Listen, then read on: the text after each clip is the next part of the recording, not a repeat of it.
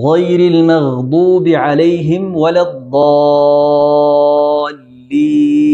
የሚለውን አያ ስንጨርስ አሚን ብለን ማምጣት ይሄ ሱና ነው። እሺ አሚን የሚለውን ማምጣት ሱና ነው።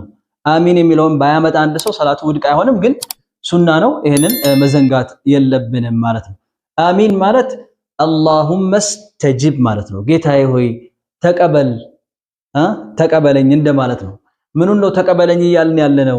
ቀደም ብሎ ፋቲሃ ላይ ምን ብለን ዱዓ አድርገን ነበር?